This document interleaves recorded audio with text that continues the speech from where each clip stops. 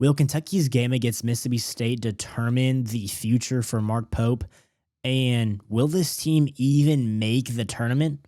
And by the end of the year, will Mark Pope even be the Cats coach? Well, we're going to break it all down here on episode 113 of the Big Blue Breakdown. The Big Blue Breakdown, from kickoff to tip-off.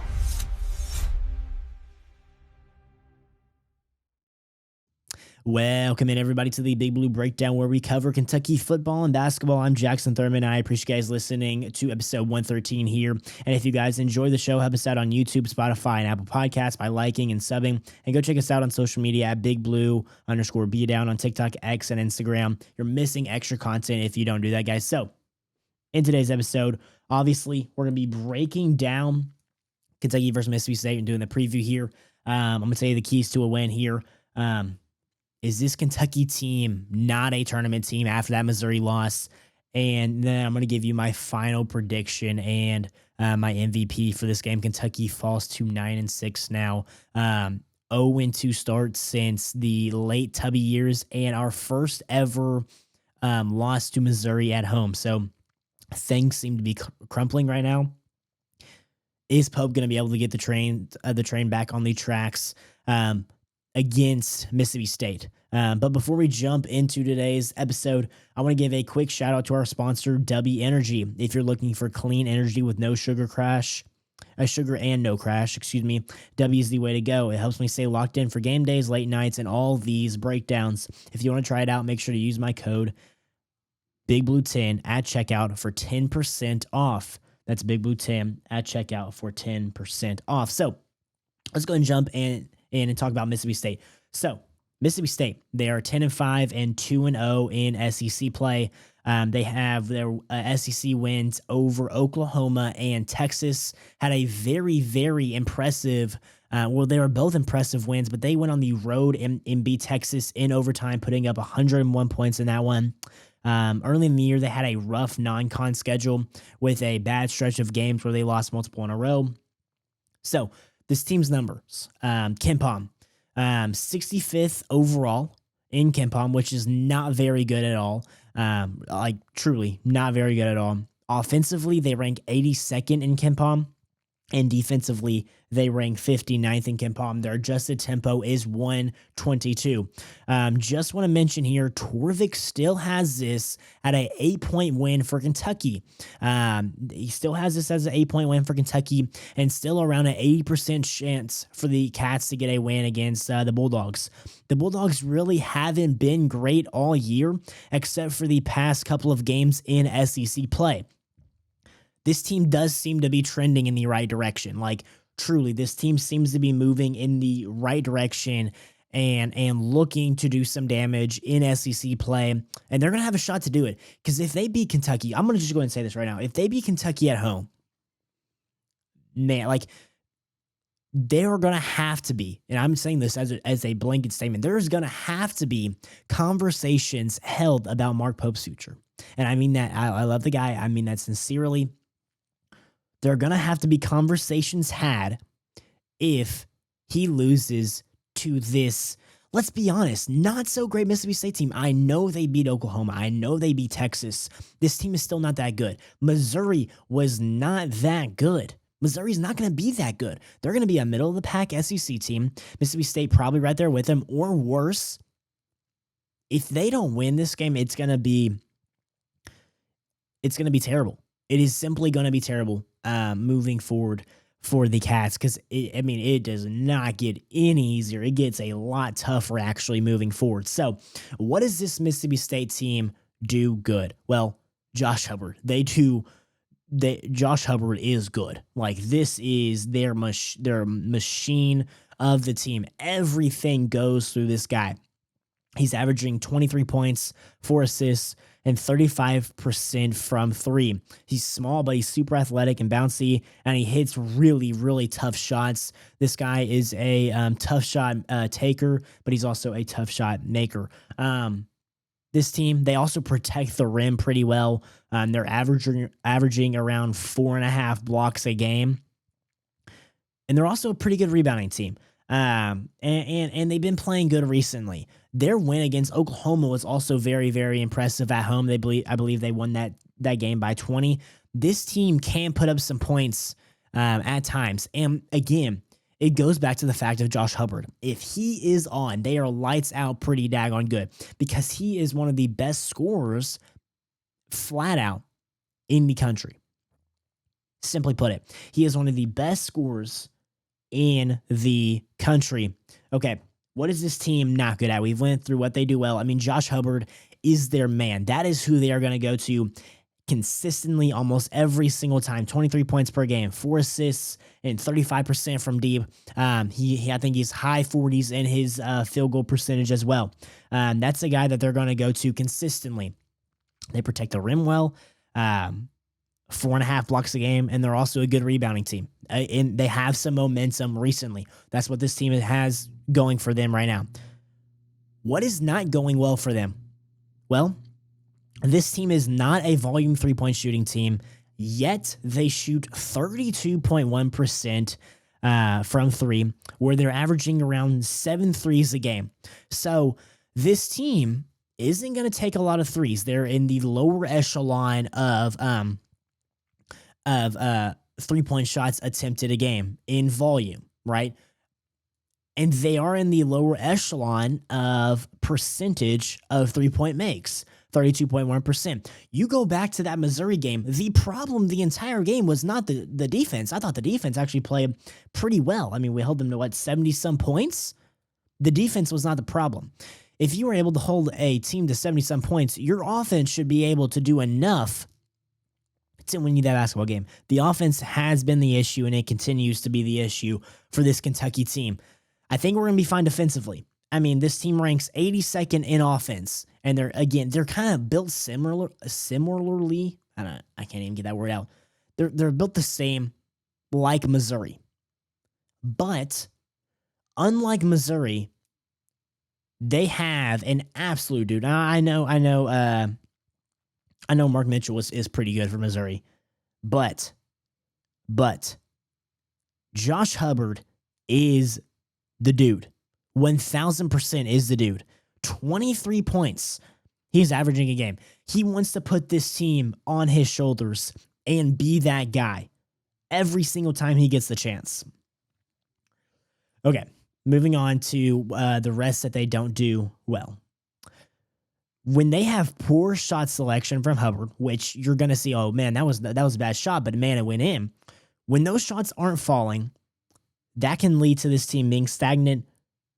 Okay, that is a conversation to be had.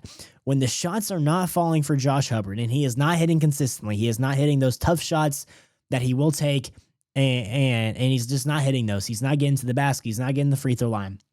He's not making these epic, like beautifully epic plays from the perimeter, breaking down his guy, get him to jump up in the air, and then he like elevates so well in the air to knock down a shot.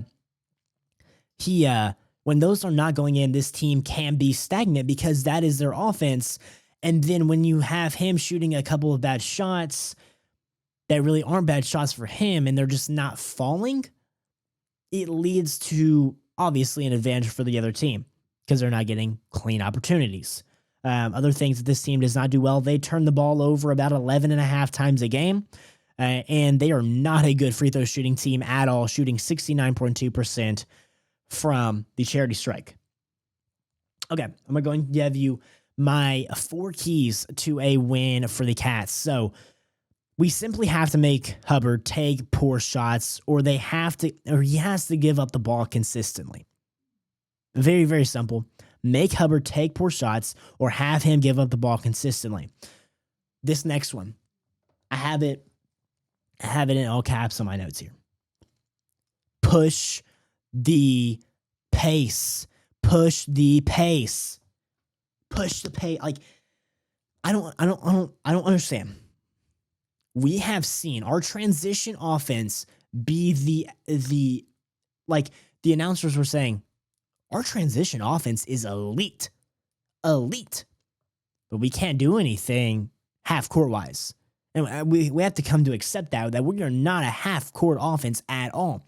How do you generate more offense, you get the ball and you go get a shot up as fast as you can. I'm not saying bad shots.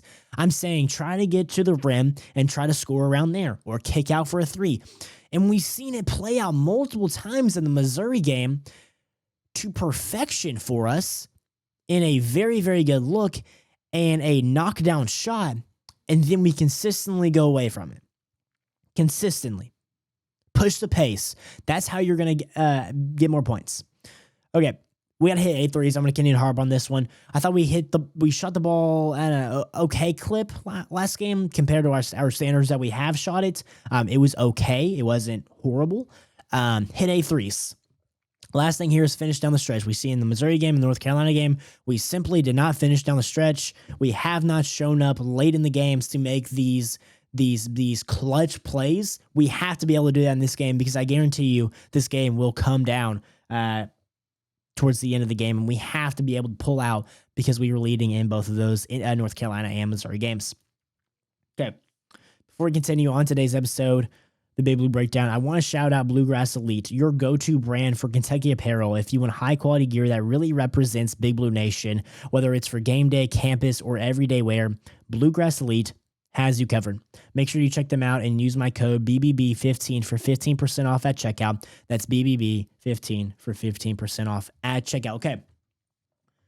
Before I get into my prediction and MVP here, is this a tournament team, as you see here on your screen?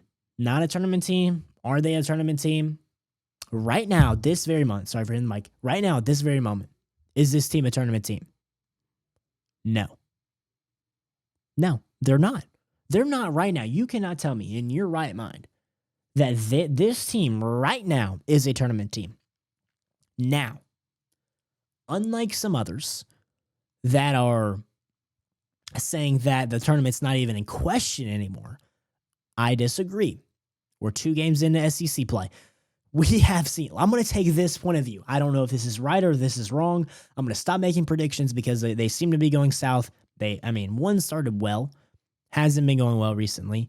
One just fell off the tracks the first game into it. I'm going to stop making those predictions.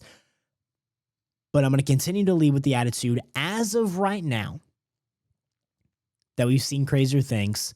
I'm going to believe that Pope is not an idiot, because he's not.